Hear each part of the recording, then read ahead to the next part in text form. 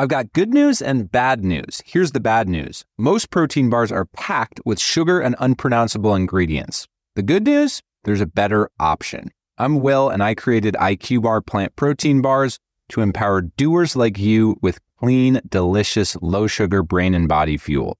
IQ bars are packed with 12 grams of protein, brain nutrients like magnesium and lion's mane, and zero weird stuff. And right now, you can get 20% off all IQ Bar products, plus free shipping. Try our delicious IQ Bar sampler pack with 7 plant protein bars, 4 hydration mixes, and 4 enhanced coffee sticks. Clean ingredients, amazing taste, and you'll love how you feel. Refuel smarter, hydrate harder, caffeinate larger with IQ Bar. Go to eatiqbar.com and enter code BAR20 to get 20% off all IQ Bar products plus free shipping. Again, go to eatiqbar.com and enter code BAR20. Warning, the following ZipRecruiter radio spot you are about to hear is going to be filled with F words. When you're hiring, we at ZipRecruiter know you can feel frustrated, forlorn even, like your efforts are futile, and you can spend a fortune trying to find fabulous people, only to get flooded with candidates who are just fine. Fortunately, ZipRecruiter figured out how to fix all that. And right now, you can try ZipRecruiter for free at ZipRecruiter.com/zip. With ZipRecruiter, you can forget your frustrations because we find the right people for your roles fast, which is our absolute favorite F word. In fact, 4 out of 5 employers who post on ZipRecruiter get a quality candidate within the first day. Fantastic. So, whether you need to hire 4, 40, or 400 people, get ready to meet first-rate talent. Just go to ZipRecruiter.com/zip to try ZipRecruiter for free. Don't forget, that's ZipRecruiter.com/zip. Finally, that's ZipRecruiter.com/zip. Frequency Podcast Network. Stories that matter, podcasts that resonate. The cost of living continues to be a problem for some Canadians. Now, the price for gas has been on the upswing because of the war in Iran, and the so-called singles tax is probably cutting into some household budgets compared to, say, 6 months ago. Now, it's always been a thing, but during uncertain times, it becomes more of a thing. And there are techniques you can use. I'm Kris McCusker, and in this episode of In This Economy, we look at how to cope financially with being a single-income household. Renée Sylvestre-Williams is a finance journalist and new author. Thanks for doing this today. The book is called The Singles Tax, No Nonsense Financial Advice for Solo Earners. It came out this year. I will be very honest with you, I never really intended to write a book. I think it's one of those things that I think most journalists kind of tuck in the back of their head. You know, this could be a book. The genesis of the book actually started with my newsletter, The Budget, which I launched in September 2020 because, well, we all know what was going on that year. I had time on my hands. I was freelancing. And of course, I, like many other Canadians, I was concerned about my money, you know, where I was going financially, what could I possibly retire, that kind of thing. And again, I live by myself. I'm single. I have no other income I don't have another person's income to fall back on. And a lot of my income streams had kind of slowed down due to the pandemic. So I was pitching these stories about finances and solo people. Some landed, some didn't. But I realized there's a lot of material here because I had my own questions. And was I using my journalism degree to kind of find those answers out? Yeah, absolutely. And that turned into the newsletter. And I met my agent in 2023 through a mutual friend. And he was the one that floated the idea that this could be a book. And the book itself is not just about sort of the financial concerns and possible solutions for solo earners, but what policies and society and history has put into place to make solo earners feel financially disadvantaged in the society that we currently live and operate in. Well, and I mean, you're choosing your words very carefully there, but I'll just say it. Single people almost get punished. They do. I mean, part of, obviously, when I was researching the book, you know, because I wanted to back this up with some cold, hard facts is, you know, there's one thing that kind of sticks out in my head. And there was a study done by RBC last year, a year before. And what they found was that, for example, Canadian singles pay 66% more in rent than couples on a per person basis. right? And I mean, you can't just split rent in half because rent is rent. That's pretty much a hard cost, right? So things like that. Food costs, slightly more leeway there depending on how you shop and where you shop and sort of locations and all of those things. But I would say if a couple could theoretically manage the 5 to 6% increase in food costs that was announced in 2026 compared to a single person looking at wages. So it's that kind of research that really stuck out to me when I was writing the book. And then there were just some really odd bylaws that I found out about, like in the late 60s, early 70s in, I want to say, North York, there was a bylaw that prevented people who weren't related to each other from renting an apartment. And that was up until the 1970s, which is not that long ago for some of our listeners here. Okay, like a roommate or common law, I guess, was not allowed? No, you had to be related. It was a neighborhood. It was designated as a family neighborhood, so you had to be related to the other person under the same roof as you. All right. That's literal punishment then. That is literal punishment. Yep. And the stories in The Walrus, it was 4 young women who wanted, the same situation that you find now. People were looking for roommates.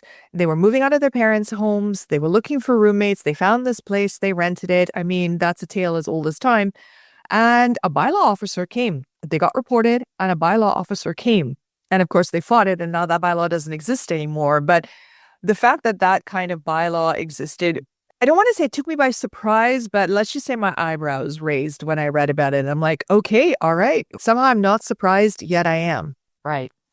And I think the area that maybe a lot of people might be familiar if they didn't know about that bylaw is vacations. There was one year a group of us went away and I wanted a room to myself. I just wanted to have the room. So I paid more for that luxury. You did. And this is really common around things like cruises and tours. Now, just again, for the listeners, you are not supposed to be paying a single supplement on hotel rooms in Canada. I was told this by the Hotel Association, so FYI. But again, a lot of cruises and tours have that because they sell those rooms with the expectation of 2 people in it. And of course, the spend that the 2 people will have. The single supplement, because you don't have that other person, kind of compensates for that spend.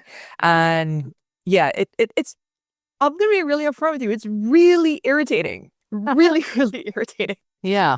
Now, here's the big question. How do you combat it? Well, you gotta hit it where it hurts.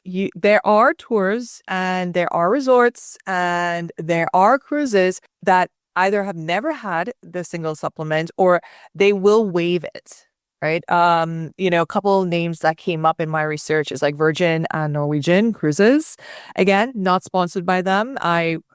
In my research, I found this out, got confirmed by Norwegian via a press release.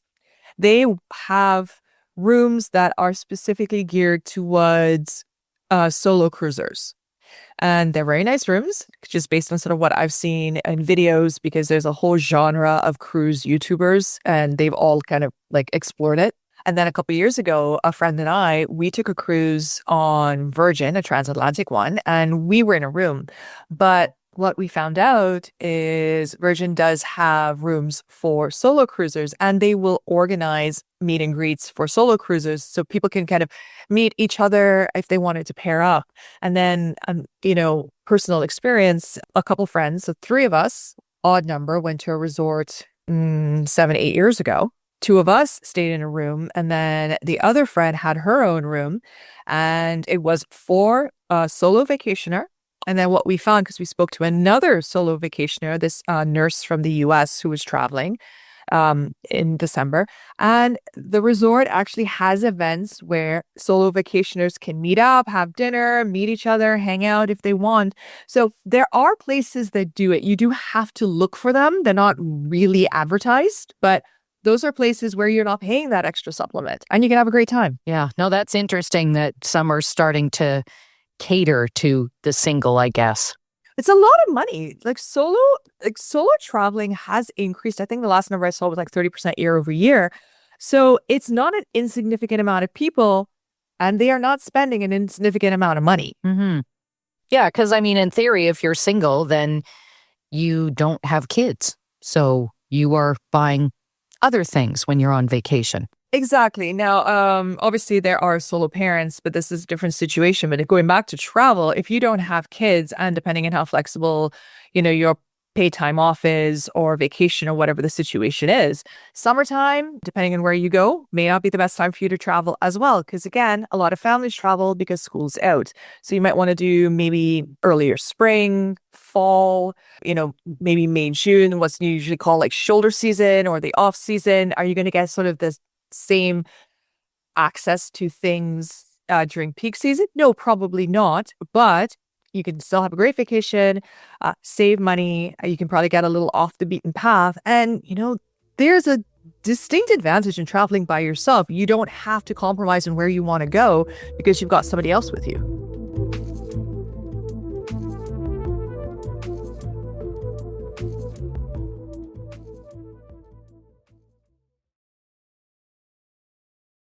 Now, as far as some of the other issues that you mentioned, like food, you have to just shop carefully.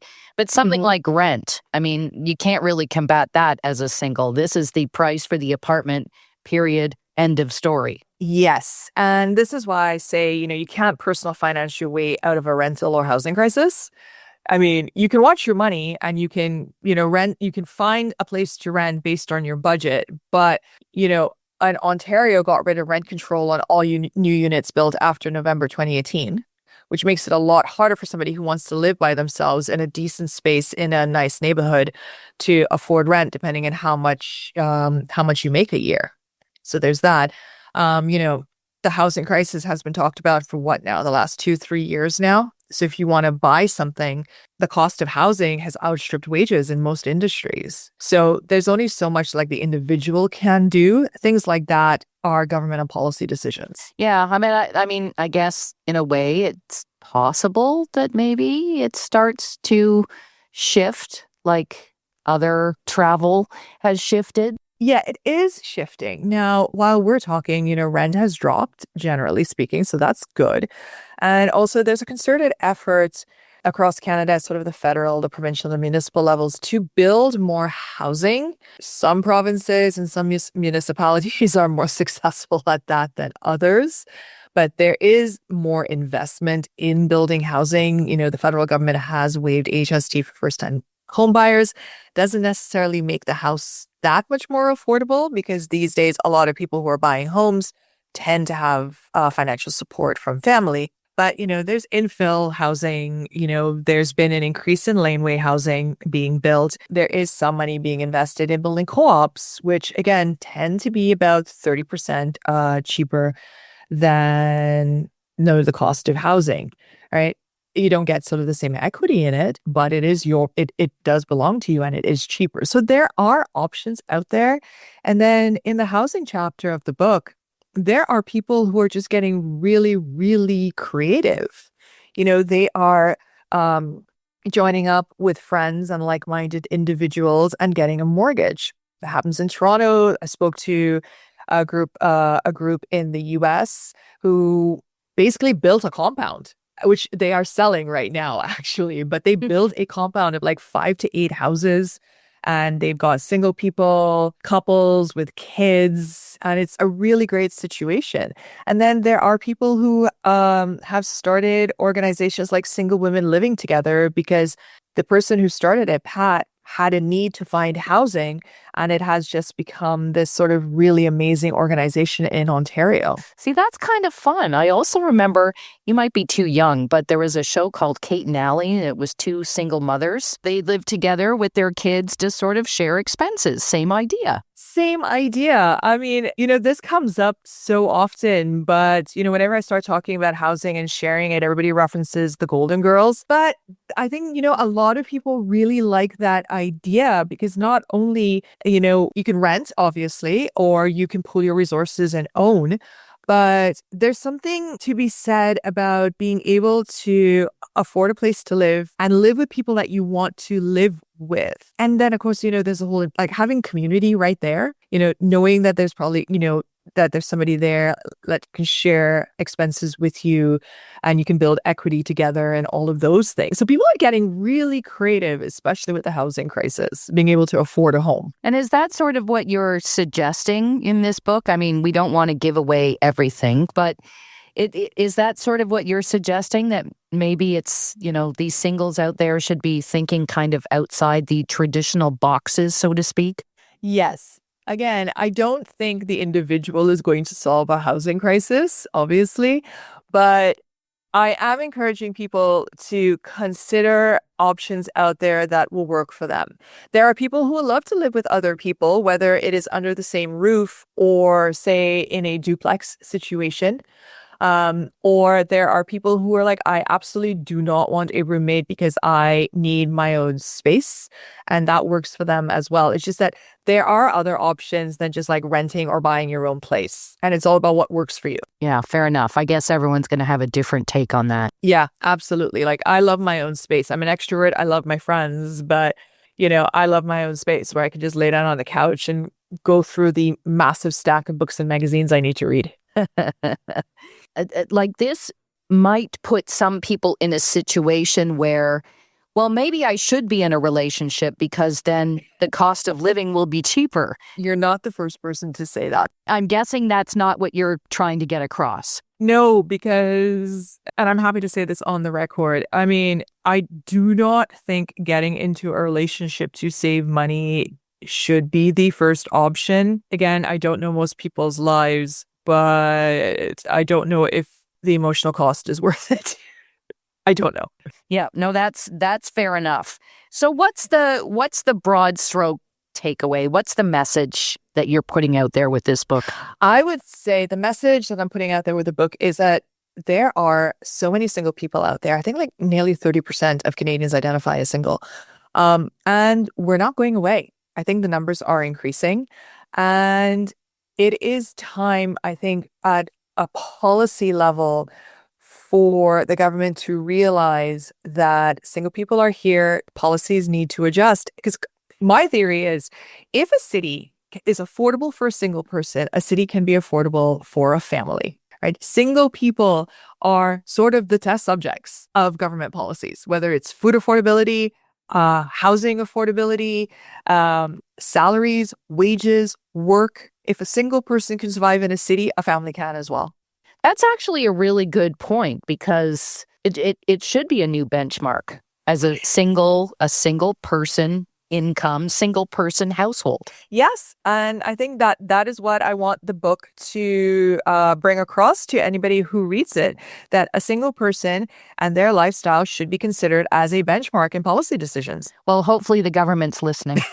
Listen, if they want to buy some books and distribute it, I'm all for that. Thank you so much for doing this today. Really, really interesting context, and I appreciate you taking the time. Thank you so much for having me, Kris. I appreciate it. Renée Sylvestre-Williams is a finance journalist and new author. The book is called The Singles Tax: No-Nonsense Financial Advice for Solo Earners. It's available at your favorite bookstore. That wraps up this episode of In This Economy. We welcome your feedback at Kris, Kris .McCusker, MCCUSKER, at rci.rogers.com. And remember, this podcast is available weekly on the Seeker audio app. I'm Kris McCusker. Thanks for listening.